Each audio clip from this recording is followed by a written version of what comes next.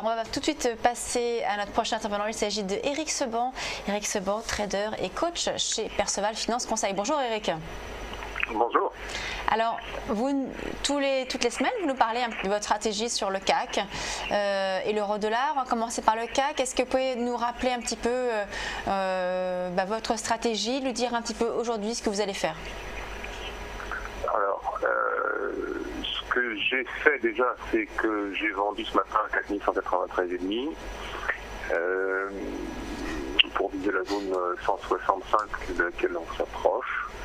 C'est le niveau sur lequel on a conseillé à nos clients de se positionner ce matin dans un environnement qui est totalement dépourvu d'indications directionnelles, avec une grosse hésitation qui domine. Le marché évolue depuis 11 jours maintenant dans une zone comprise entre 4165 en bas et 4250 en haut. Rien ne change de ce point de vue-là, donc on continue d'intervenir par anticipation en prenant ces deux niveaux que je vous avais donnés déjà il y a une semaine, qui sont les niveaux proches sur lesquels on peut commencer par intervenir sans aller jusqu'aux niveaux de retournement qui sont relativement éloignés, puisqu'on repasserait à la sortie de cette zone neutre en haut au-dessus de 4335,40 acheteurs et en dessous de 4035,40 vendeurs. Donc, comme ce sont des niveaux qui sont vraiment éloignés, je vous proposais de prendre des niveaux beaucoup plus proches. Et puis pour l'instant, on se balade dans la zone des deux premiers niveaux que je vous proposais il y a une semaine. Donc, on est de toute façon... Donc, rappelez-nous juste ces niveaux, s'il vous plaît.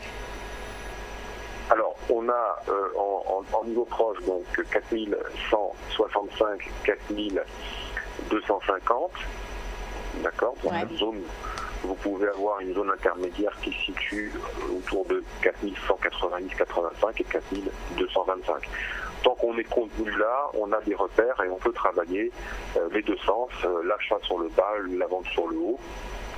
Et depuis maintenant une semaine, ça fonctionne très très bien. Alors avec quelques surprises, quelques frayeurs qu'on se fait également, parce que quand on voit comment le marché a réagi jeudi et vendredi en partant en bas, puis en rebondissant sévèrement, on se demande toujours si ça va tenir cette zone, mais bon voilà, ça tient et c'est toujours la même chose, c'est l'application de la systématisation d'un plan qui fait qu'on accumule des écarts. Bien sûr, à un moment, on va bien rendre de l'argent, mais pour l'instant, on en gagne. Donc tout va bien.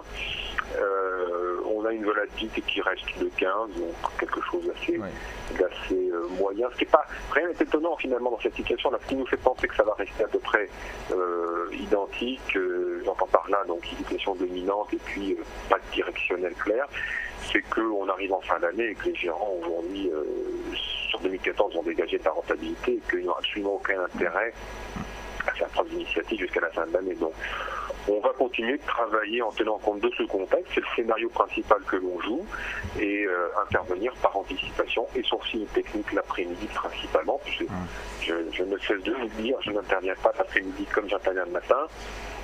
Voilà, on vient de se racheter là, sur le bas de la zone, donc l'écart est fait. Et puis on va maintenant attendre de voir un peu comment ça. Là vous avez racheté à 4165, c'est ça? Parce que vous nous avez parlé au début de la... 4167,5. 4167,5, d'accord. Donc vous avez vendu à 4193,5 et acheté à 4167,5, d'accord. Et effectivement, pour un peu corroborer ce que vous dites, Éric, on a un CAC 40 qui est très peu volatile depuis une semaine maintenant, et on est compris dans un range 4150, 4250, grosso modo. Est-ce que vous ne pensez pas qu'on va tout de même prendre un biais directionnel avant la fin de l'année? Quel serait en fait le niveau pour que vous passiez soit acheteur ou soit vendeur sur le CAC 40? Acheteur au-dessus de 4335,40 cassé. D'accord. Vendeur en dessous 4035,40. 4035. Donc, mais non, je ne base pas de scénario, si vous voulez, sur une amplitude importante. Même si on s'approche de ces niveaux, je ne crois pas à un relais. Je ne crois pas à un relais parce que pour l'instant, techniquement, on n'est pas dans une situation où des obligations de fer peuvent nous laisser penser qu'un relais va se déclencher à la rupture de ces zones. Donc, c'est pas là-dessus qu'on base le scénario d'intervention. Et comme je vous le disais, on prend ces niveaux, les niveaux que je vous indiquais tout à l'heure, pour pouvoir anticiper des prises de position, sachant qu'on ne va pas chercher, parce que ça n'a jamais été la façon de travailler, d'acheter au plus bas, vendre au plus haut et vendre au plus haut pour acheter au plus bas. On est là pour collectionner des écarts, accumuler des écarts et puis gérer les positions quand elles se passent pas très très bien en faisant de signaux techniques, en faisant de pullback par exemple pour pouvoir sortir si un niveau a été cassé. Voilà. On reste prudent, on essaye bien évidemment l'après-midi de minimiser un peu nos interventions par anticipation et d'attendre plutôt des signaux techniques, sachant que la volatilité a souvent un petit peu plus, ou la nervosité du marché est un peu plus importante. Voilà, on reste prudent. C'est pas toujours facile de travailler les dépenses parce que mentalement, on n'est pas travailler un directionnel, c'est perdre un peu le sens du marché quand il n'y en a pas, évidemment. C'est un peu plus perturbant, mais c'est bon, voilà, il faut savoir s'adapter. Ouais. Vous prenez combien d'opérations en moyenne le matin?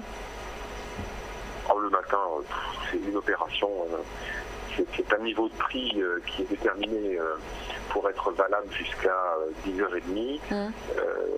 Partant du principe que jusqu'à 10h30, les risques sont relativement faibles de se faire embarquer. Donc là, vous avez pris votre position et au final, c'est quasi la matinée terminée là pour vous? Oui, alors bon, non, si j'ai par exemple là un signal technique qui peut se mettre en place assez court, compte tenu de la vitesse à laquelle le mouvement s'est mis en place, je vais jouer le rebond. Ouais. Donc j'attends en revanche là maintenant un signal technique.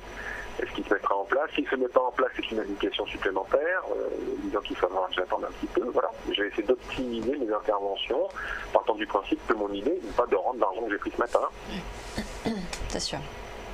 Merci beaucoup Eric Seban, donc trader et coach chez Perceval Finance Conseil. On vous retrouve jeudi pour de nouveaux conseils sur le CAC. On va passer maintenant à la suite de Direct Investisseur. On marque tout de suite une très courte pause.